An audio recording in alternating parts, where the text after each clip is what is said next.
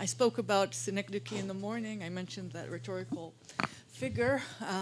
Now I think we've come to a hysterologia, which is scrambling of times, because we're at the end of the conference, but we, Ilana Gomel is here, we three are the first of Hannah's doctoral, postdoctoral supervisees. For me, you can see I moved to tears. So we'll just present one another by name and title of the talk. Milette Shamir will talk about written in a foreign tongue.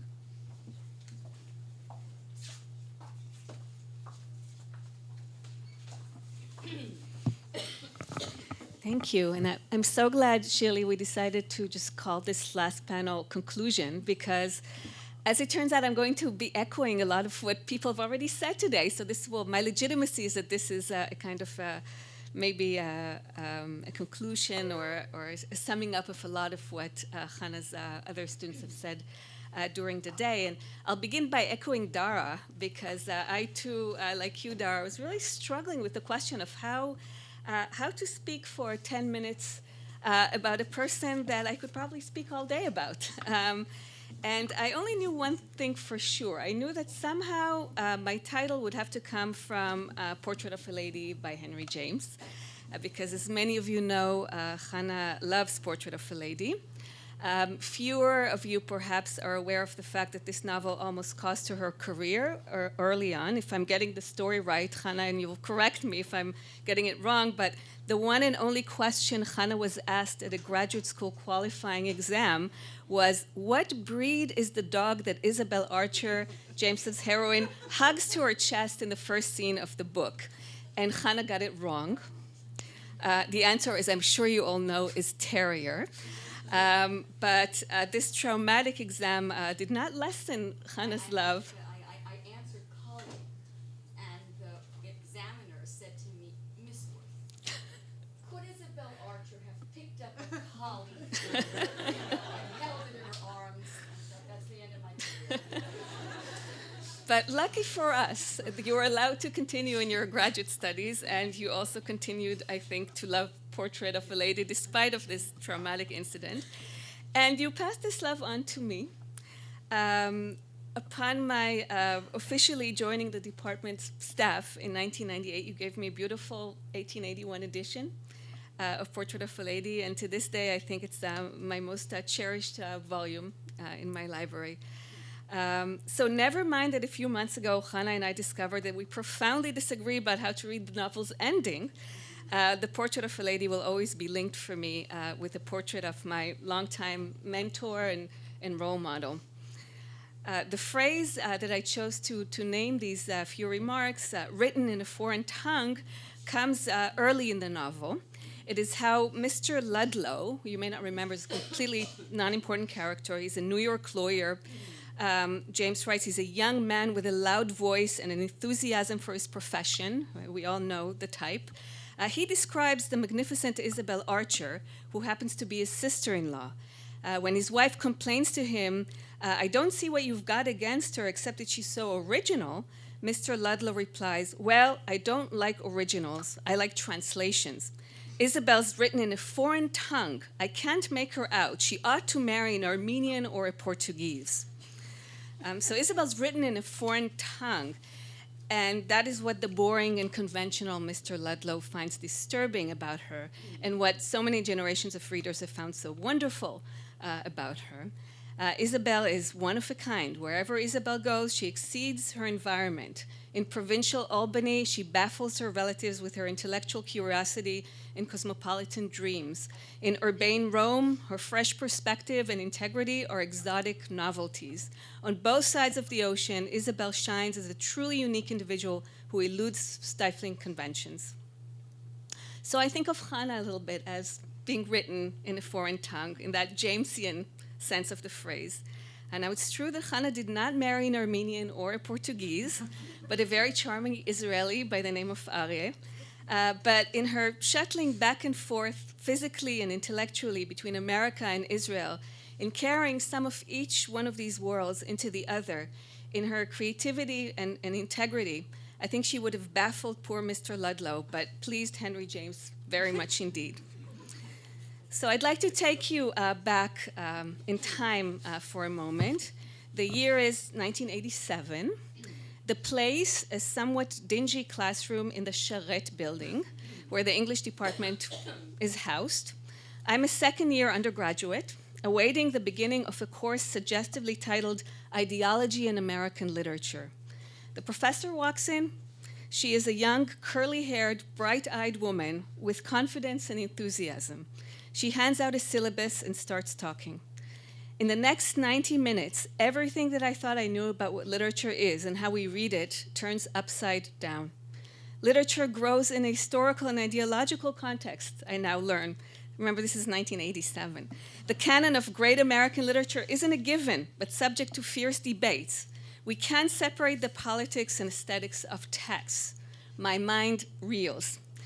Up to that point, I was trained on new criticism. One of the things I learned is a good paper should always have a thesis statement that would include the word ambiguity in it.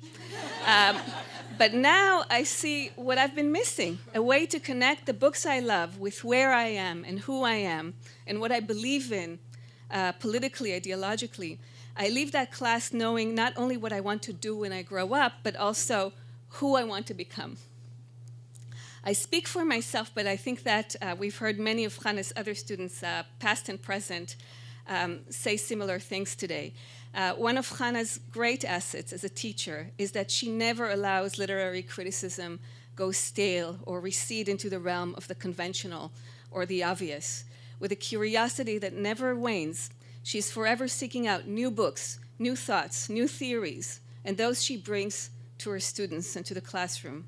Over the years, Chana presented her own work in universities all around the globe, but she also brought some of the most interesting and important scholars to our department to share their research with us, and some of them are here with us today. Chana linked and continues to link her students with a world of exciting ideas. But maybe this is something that we haven't talked enough about today, and I want to pause over. And that is the fact that Chana was never just a scholar and a teacher, and that from her first days at Tel Aviv University, she was also a major institution builder.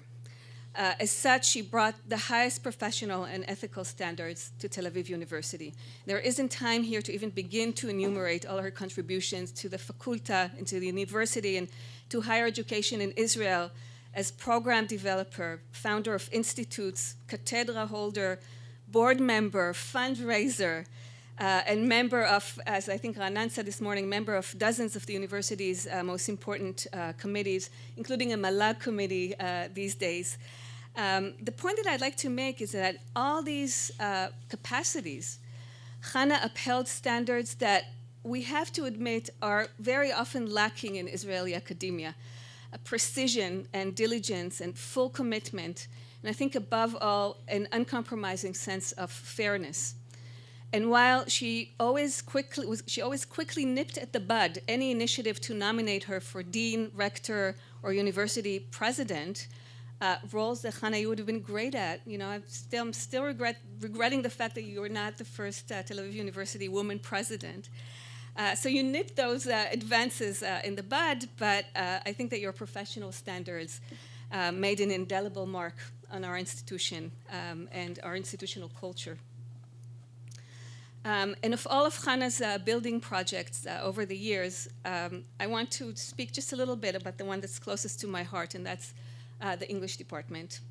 As Noam and Shirley already said this morning, and I'm sure we'll hear again, in her many years as head, Chana rebuilt our department from the foundations to the roof, recruiting faculty, rethinking the curriculum, raising funds, shaping the calendar with such annual events as the Carmel Lecture.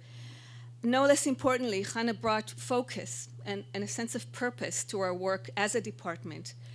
She encouraged students and faculties to strive for excellence, to be the best that they can be, and fostered an atmosphere of community and collegiality.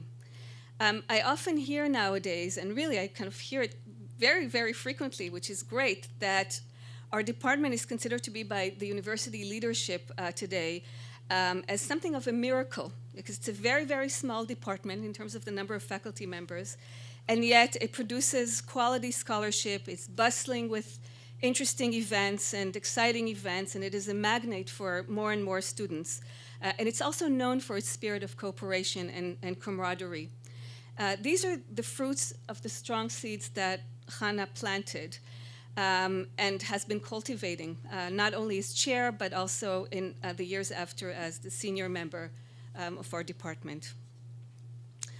I suggested that Chana's cosmopolitan reach has meant that she has been importing new ideas and high professional standards to our university, but it has also meant that she has been exporting her own unique perspective to the academic world out there. And I'm thinking here in particular of Chana's contribution to my field, which is the field of American studies. Whether thinking about New York and Chicago in relation to Jerusalem and Warsaw, as she does in city codes and as Marilyn mentioned this morning, or whether challenging the monolingual bias of the American canon, as she does in Call It English, or arguing for the centrality of Jewish American culture in this tapestry of multiculturalist America, or theorizing cultural translation within and beyond the United States, Chana encourages Americanists to rethink their most cherished conventions and boundaries, as well as to face some of their most disturbing blind spots. Written from the perspective of an Israeli, a Jew, an immigrant, a second-generation Holocaust survivor, Chana's scholarship was transnational long before transnationalism became kind of the popular trend and a tag that a lot of people adopt as their aspiration. So this is my contribution to the very glowing portrait, I think, that we are putting here together today. Portrait not of a lady, but of a scholar and a teacher and a leader. And Chana, I want to say this, and may Henry James, who is probably watching us from some afternoon tea party up there in the sky, may he forgive me this moment of sentimentality. I wanted to tell you that I owe my academic life to your encouragement and support and mentorship. You led me through application to graduate schools. You were there to receive me as a postdoc student when I finished my dissertation. And you supported every step of my career after that. And I will tell you also that since I submitted that paper on Melville's Benito Cereno in ideology in American literature, you have been the critical and generous reader that I've had in mind, that I imagined every time I struggled with writing something academic. And as in my work in administration, every time I needed to make an important decision, and even a not so important decision, I asked myself, what would Chana do in this situation? And if I listened to that inner voice, I would do well. If I didn't listen, I would live to regret it. So I feel, Chana, extremely lucky to have had you as my role model for 30 years now. And while I know that you are not going to do this, I want to encourage you to take a little bit of rest in the next few years. Continue doing what you're doing, but also give yourself some time, because you need to enjoy some of the nachat. We don't have a word for that in English. Not only from Ilana and Yoni and Shira and the grandchildren, but also from all of us here today who were your students, some of us are your colleagues, and we try hard to preserve and continue the wonderful work that you've done, and I hope this will give you some pleasure in coming years. Thank you.